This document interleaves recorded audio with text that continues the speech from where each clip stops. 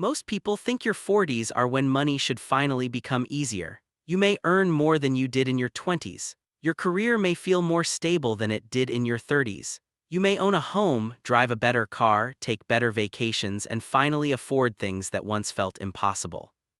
So the assumption seems obvious: more income should mean more financial security. But the real answer is far stranger. For many people, your 40s can become one of the most financially dangerous decades of your life, not because you earn too little, but because your brain becomes remarkably good at turning luxuries into necessities. A larger house stops feeling extravagant, it starts feeling appropriate. A newer car stops feeling optional, it starts feeling deserved. Better restaurants, premium subscriptions, expensive vacations, upgraded phones, private schools, home renovations, and increasingly comfortable habits slowly become part of normal life. And once your brain accepts a higher standard as normal, going backward can feel surprisingly painful. Why? The answer begins with something psychologists call hedonic adaptation. In 1978, researchers Philip Brickman, Dan Coates, and Ronnie Janoff-Bullman published a famous study examining lottery winners and people who had experienced severe accidents. The research helped popularize a powerful idea: human beings often adapt to major changes in circumstances more quickly than expected. Something exciting happens, your happiness rises. Then your brain adjusts. The extraordinary becomes ordinary. Imagine buying your first expensive car. For the first few weeks, every detail feels special. The smell of the interior, the quiet engine, the smooth ride, the technology on the dashboard. But months later, you stop noticing most of it. The car has not changed. Your brain has. And this creates a dangerous financial cycle. You upgrade, you feel better, you adapt, the excitement disappears, then you search for the next upgrade. But why might your 40s make this cycle especially powerful? Because this is often the decade when income and responsibility collide. Your younger years may have forced financial limits on you. When money was scarce, many decisions were automatically made for you. You could not buy the luxury car because you could not afford the payment. You could not book the expensive vacation because the money simply was not available. But as income grows, those external limits begin to disappear. Now the question changes. Instead of asking, "Can you afford it?" your brain begins asking, "Why shouldn't you have it?" That tiny change can reshape your entire financial future. Economists have studied this phenomenon through the idea of consumption smoothing and permanent income. Economist Milton Friedman argued that people often base spending not only on what they earn today, but on what they expect to earn over time. When your income rises and you expect that income to continue, spending can rise with it. The danger is that your lifestyle may become permanently expensive while your income remains uncertain. A promotion can disappear. A business can slow down. An industry can change. A health emergency can interrupt work. A family crisis can suddenly demand money. But the upgraded lifestyle remains. The mortgage still arrives. The car payment still arrives. The subscriptions still renew. The school fees still appear. The vacation expectations remain. And suddenly, a lifestyle that once represented success becomes a machine that requires constant fuel. Why does your brain allow this to happen? Part of the answer may come from social comparison. In the 1950s, psychologist Leon Festinger developed social comparison theory, proposing that people naturally evaluate themselves by comparing themselves with others. Your brain does not measure wealth in isolation. It looks sideways. You see a colleague buy a larger house. A friend posts photos from an expensive vacation.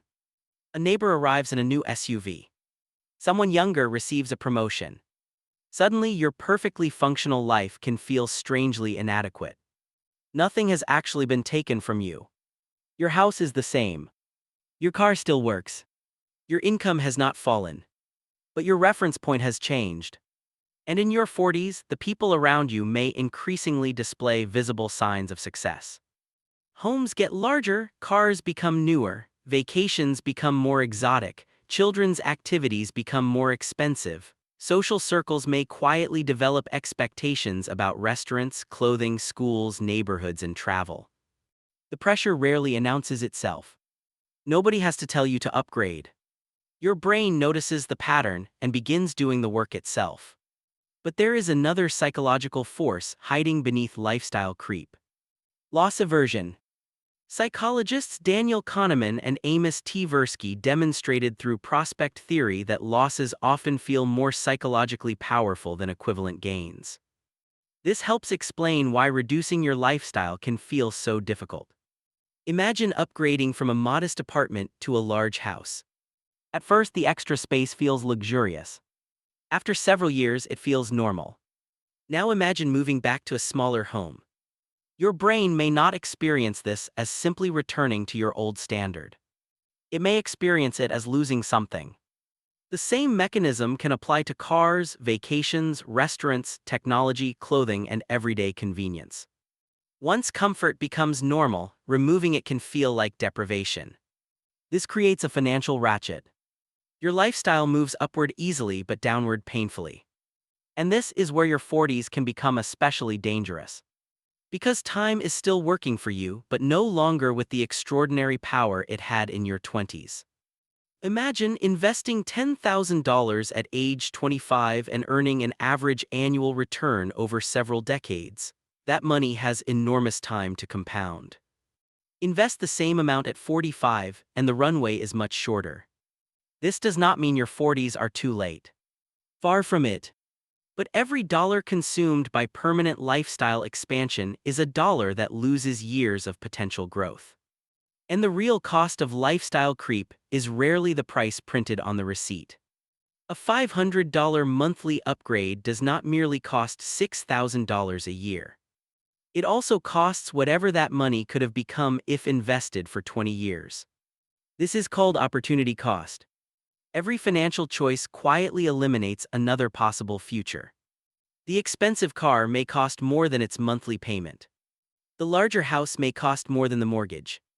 The luxury vacation may cost more than the hotel bill. The invisible price is the future that the money could have built. So why is lifestyle creep so difficult to notice? Because it rarely arrives as one dramatic decision. It arrives in fragments.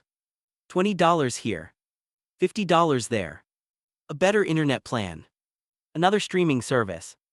More frequent food delivery. A premium gym membership. A more expensive phone. A nicer hotel. A newer vehicle. A larger home. Each individual decision can appear reasonable. But your financial life does not experience these choices individually. It experiences the total. And over years, hundreds of small upgrades can quietly transform a flexible life into an expensive one. There is also a deeper trap. Your 40s may be the decade when financial responsibilities reach in multiple directions at once. You may be helping children. You may be supporting aging parents. You may be paying a mortgage. You may be trying to save for retirement. You may be protecting your family from emergencies. You may also feel pressure to enjoy life now because youth no longer feels unlimited. This creates a powerful psychological conflict. Save for later. Spend for today. Protect your family. Reward yourself. Prepare for retirement. Enjoy the years you still have. Your brain is asked to solve all of these problems simultaneously. And lifestyle creep can disguise itself as the solution. You tell yourself you worked hard. You deserve comfort. You deserve the trip. You deserve the upgrade. And perhaps you do. The danger is not enjoying money. The danger is allowing every increase in income to permanently increase the cost of being you.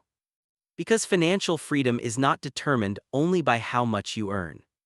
It is also determined by how much your life requires. Someone earning $200,000 while spending $190,000 may have less flexibility than someone earning $100,000 while spending $60,000. Income creates possibilities. But the gap between income and spending creates freedom. That gap gives you the ability to survive a job loss. Change careers. Start a business. Handle an emergency. Help someone you love. Retire earlier. Or simply sleep without knowing that one missed paycheck could destabilize everything. So what makes your 40s financially powerful instead of dangerous? The answer is not refusing every pleasure. It is protecting the gap. When your income rises, some of that increase can improve your life. But if every raise automatically becomes a larger house, a newer car, a more expensive vacation, and another monthly payment, your income may rise while your freedom remains exactly where it was. Or even falls. The most important number may not be your salary. It may be the amount of your life that you are not obligated to finance. And this connects to something much older than modern banking. Your ancestors survived in environments where resources were uncertain. Food could be abundant one season and scarce the next. Survival favored a brain that paid attention to immediate rewards because the future was never guaranteed. Today, that ancient brain lives in a world of credit cards, monthly payments, targeted advertising, social media, instant delivery, and endless upgrades. Your brain still sees available resources and whispers the same ancient message. Use them now. Enjoy them now. Tomorrow is uncertain. But your modern financial life may last for decades. And the greatest danger of your 40s may not be earning too little. It may be becoming so accustomed to having more that your brain forgets how powerful it is to need less.